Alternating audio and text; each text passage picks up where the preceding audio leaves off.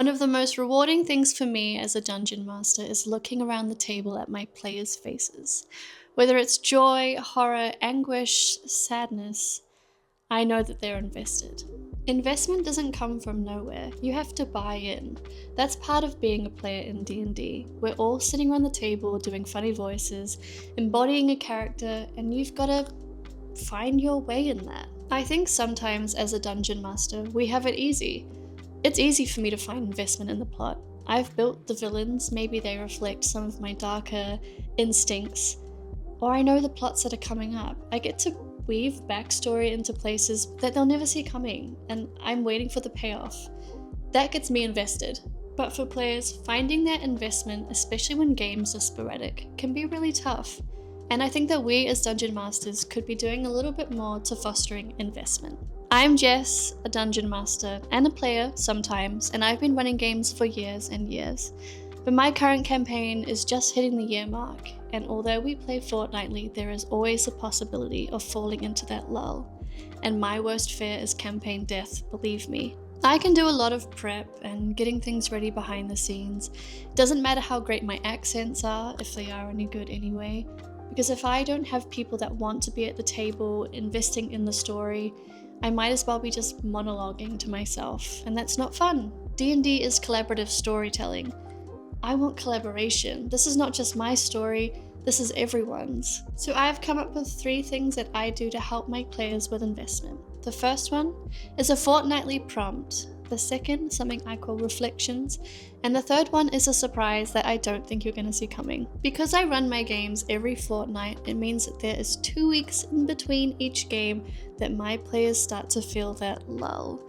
Whether that's the filtering of intentions for what their character wanted to do in the next session, whether that's forgetting the game entirely and what happened last session, I feel like that's the most common always.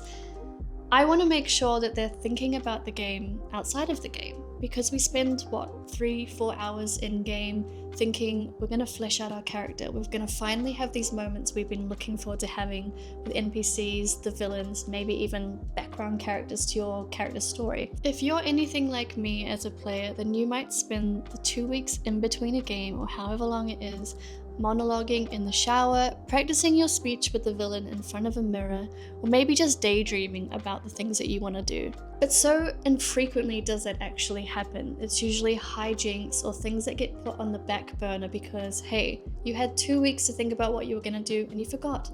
And that's super normal. We all lead busy lives. I even forget the things that I want to do just on the commute to D&D.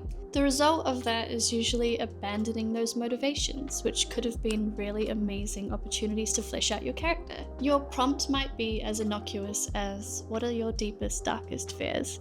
I know, completely not loaded, but it gives me as a DM an insight into the character, and I think it makes your characters a lot more human, even if they're a half-orc. One of my favorite prompts was asking my players if they had a cinematic trailer for their character, what would that look like? What 3 scenes from their backstory or present would make the cut, and what song? I didn't expect the answers I got. They were so beautiful and long, and as a surprise, one of them even made a trailer for me.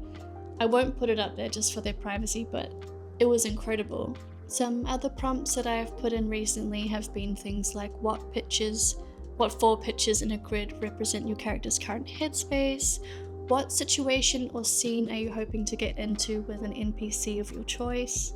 Things like that give them a little prompt to think about outside of the game and get them excited to maybe put them into the next session. If your players aren't super into roleplay, you could always ask questions to help them flesh out their character physically.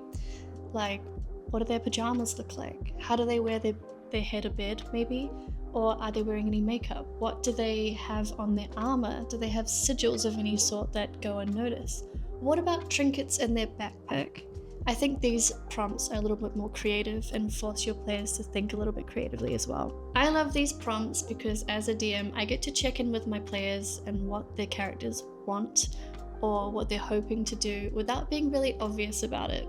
My second tool for investment is something I like to call reflections, and is a little stranger than my fortnightly prompt. Reflections came about when one of my players came up to me saying that their character felt a certain way about a situation or person.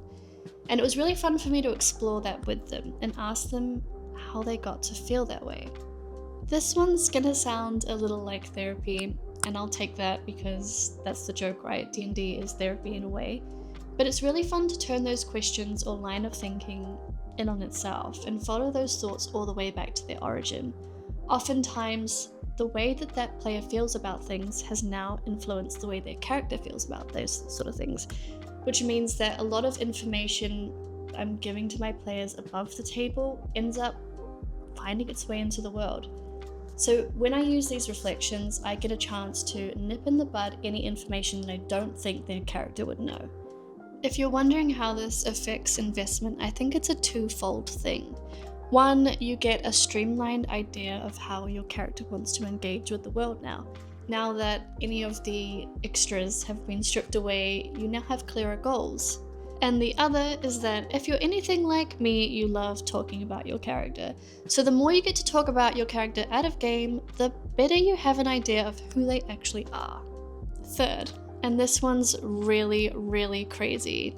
And if you're doing this, I think that you are incredible. My third tool that I use is that I am really good friends with all my players. We go to each other's birthdays, we go to Ren fairs together, we go to Twilight quizzes, we go to all sorts of different things that mean we're constantly working together as a team on the same equal footing, which I think is really important. I often find that as a DM, there kind of becomes a social hierarchy, and I really want to avoid that because I love being at the table with my friends. Yes, I run the game, and yes, I'm kind of the referee. I'm also the bad guy, and that feels kind of bad too. I don't want to hurt anyone's feelings. I really don't want people to think of me that way. So it's really important for me that I make these guys my friends, that they keep coming back to the table, not only because the story is good, but because we love each other and we want to spend time with each other.